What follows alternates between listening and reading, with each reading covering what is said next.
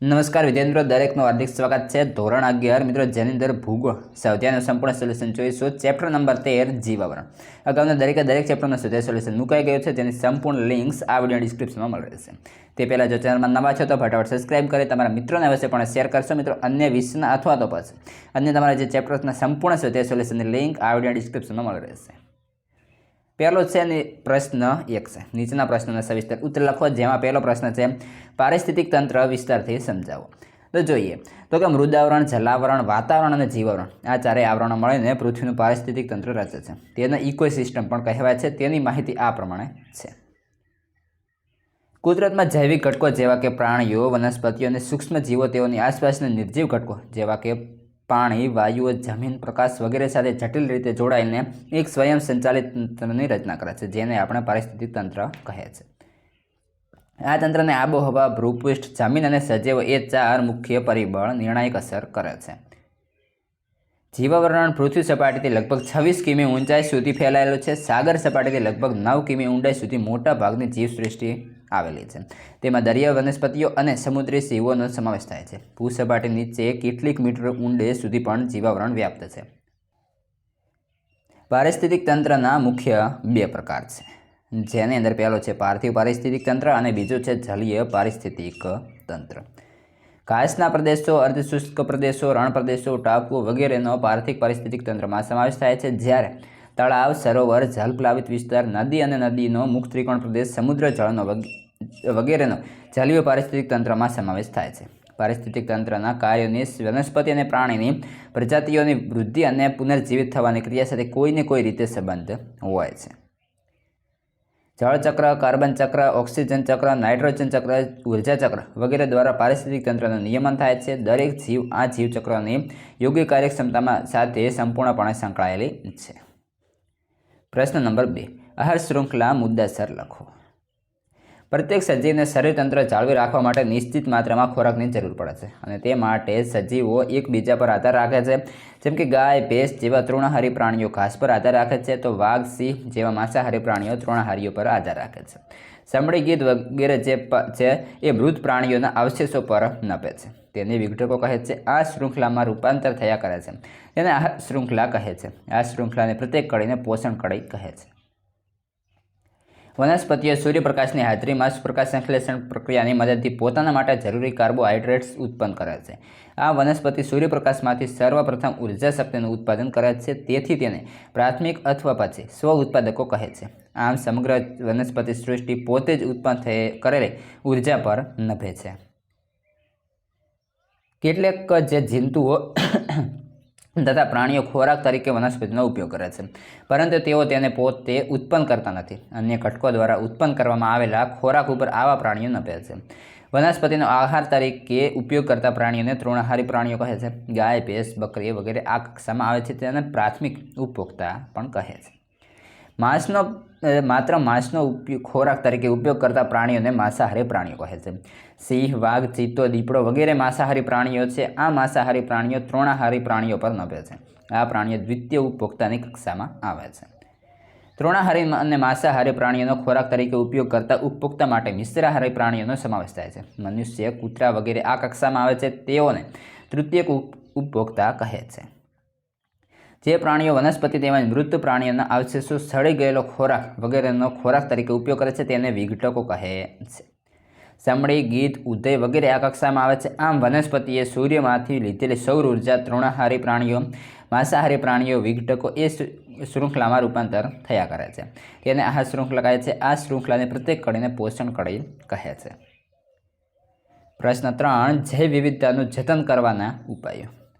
આ પૃથ્વી પર કલ્પી ન શકાય તેટલી જાતિના વિવિધ પ્રકારના આકાર, કદ અને રંગ રૂપ ધરાવતી પ્રાણી સૃષ્ટિ, માનવ સૃષ્ટિ, વનસ્પતિ સૃષ્ટિ અને સૂક્ષ્મ સજીવો આવેલા છે. સજીવોમાં જોવા મળતી વિવિધતાને જૈવ વિવિધતા કહેવામાં આવે છે. ભારતનો સમાવેશ એવા 12 જૈવ વિવિધતાની દ્રષ્ટિએ અતિ વૈવિધ્યસભર દેશોમાં થાય છે. જૈવ વૈવિધ્ય જ માનવીનું જીવન સમૃદ્ધ બનાવી શકે છે. આપણે પૃથ્વીની જૈવિક વિવિધતાના રક્ષણ માટે સૂક્ષ્મજીવો, વનસ્પતિ અને પ્રાણી સમુદાયના પર્યાવરણની સમજ કેળવવી એ સૌથી મહત્વનું છે. જૈવ વૈવિધ્યનું અસ્તિત્વ એના પ્રત્યેક સ્તરે વંશીય પ્રજાતિઓ, વિક્ષેપ રહિત નિવસનતંત્ર તરીકે સ્વાસ્થ્યને જે સંરક્ષિત રાખી શકાય છે. આ માટે આટલું કરી શકાય. અરણ્ય ક્ષેત્રનો એક પર્યાપ્ત ભાગ સંરક્ષિત ક્ષેત્ર તરીકે અલગ કરવો ખૂબ જરૂરી છે. આવા અભયારણ્ય કે રાષ્ટ્રીય ઉદ્યાનો તૈયાર કરવા જોઈએ. સ્થાનિક પ્રજાતિના વૃક્ષો ઉગાડીને તેનું સંવર્ધન કરીશું, જેથી કરીને સ્થાનિક જીવસૃષ્ટિ જેવી કે પક્ષી, પતંગિયા અને જીવાતોની સંખ્યામાં ઉમેરો થઈ શકે. સ્થાનિક શાકભાજી ઉગાડીશું તેમજ ફળના સ્થાનિક ઉત્પાદકોને પ્રોત્સાહન આપીશું. સ્થાનિક જૈવ વિવિધતાના પ્રત્યે જાગૃતિ આવવા તે માટે સમિતિ કે મંડળની રચના કરીશું. પ્રાણીઓના શરીરમાંથી બનતી ચીજ વસ્તુનો ઉપયોગ કરીશું અને પ્રોત્સાહન આપીશું. શાળા કક્ષાએ ઇકો ક્લબની સ્થાપના કરીશું. નજીકના વન વિભાગ કે જૈવ વૈવિધ્ય પર કામ કરતી સંસ્થા કે વન ચેતના કેન્દ્રોની મુલાકાત લઈશું તેમજ આ સંસ્થા સાથે જોડાઈને વિવિધ પ્રવૃત્તિઓ કરી સહભાગિતા દાખવીશું. ત્યારબાદ આગળ આવે છે મિત્રો ટૂંક નોંધ, જેની અંદર પહેલો છે જૈવ રાસાયણિક ચક્રો. તો કે અજૈવિક રાસાયણિક તત્વોને વનસ્પતિ તેના મૂળ માટે ગ્રહણ કરે છે તથા તેને જૈવિક તત્વોમાં પરિવર્તિત કરે છે. આ જૈવિક તત્વોનો આહાર શૃંખલાના માધ્યમથી અથવા તો માધ્યમ થકી જુદા જુદા જીવોમાં સ્થાનાંતર થાય છે. આ જીવોના મૃત્યુ થતાં તે જૈવિક તત્વો ફરીથી અજૈવિક કે રાસાયણિક તત્વોમાં બદલાઈ જાય છે. અજૈવિક તત્વો કે રાસાયણિક અવસ્થામાં પરિવર્તન તેમજ આ જૈવિક તત્વોને અજૈવિક રૂપમાં પુનરાગમનની ક્રિયાને જૈવ ભૂરાસાયણિક ચક્ર કહે છે. જળ ચક્ર, કાર્બન ચક્ર, ઓક્સિજન ચક્ર, નાઇટ્રોજન ચક્ર, ફોસ્ફરસ ચક્ર, ખડક ચક્ર વગેરેનો અભ્યાસ જૈવ ભૂરાસાયણિક ચક્રોમાં થાય છે. બીજા નંબરે છે નાઇટ્રોજન ચક્ર, જેની અંદર નાઇટ્રોજન એ જીવસૃષ્ટિ માટે અગત્યનો તત્વ છે, કારણ કે તે નાઇટ્રોજન એમિનો એસિડનો આવશ્યક ભાગ છે. પ્રોટીનનું નિર્માણ એમિનો એસિડમાંથી થાય છે. નાઇટ્રોજન ચક્રની અગત્યની બાબતો નીચે પ્રમાણે છે. જ્યારે વીજળીનો ચમકારો થાય છે ત્યારે નાઇટ્રોજન નાઇટ્રેટ સ્વરૂપે જમીનમાં ભળી જાય છે. બેક્ટેરિયા દ્વારા નાઇટ્રોજનનું એમોનિયામાં રૂપાંતર થાય છે. જમીનમાં રહેલા નાઇટ્રેટનો વનસ્પતિ ઉપયોગ કરે છે. આ વનસ્પતિનો ઉપયોગ પ્રાણીઓ અને સૂક્ષ્મ જીવો કરે છે. જ્યારે પ્રાણીઓ મૃત્યુ પામે અને વનસ્પતિનો નાશ પામે છે ત્યારે તેનું વિઘટન થઈ તે ફરીથી જમીનમાં ભળી જાય છે અને જમીનનો કેટલોક નાઇટ્રોજન હવામાં ભળી જાય છે. આમ નાઇટ્રોજન વિવિધ સંયોજન રૂપે તે વાતાવરણમાંથી ભૂમિમાં અને ભૂમિમાંથી વાતાવરણમાં ફર્યા કરે છે. આગળ છે કાર્બન ચક્ર. જીવાવરણ કે પારિસ્થિતિક તંત્રમાં કાર્બન ઘન પ્રવાહી કે વાયુ સ્વરૂપમાં હોય છે. તે carbon dioxide, carbon hydrate, calcium carbonate તેમજ કાર્બનના રૂપમાં હોય છે. કાર્બન ચક્રના મહત્વના મુદ્દા આ પ્રમાણે છે. જીવાવરણમાં કાર્બનનું સ્થાનાંતરણ ઉર્જાની સાથે થાય છે.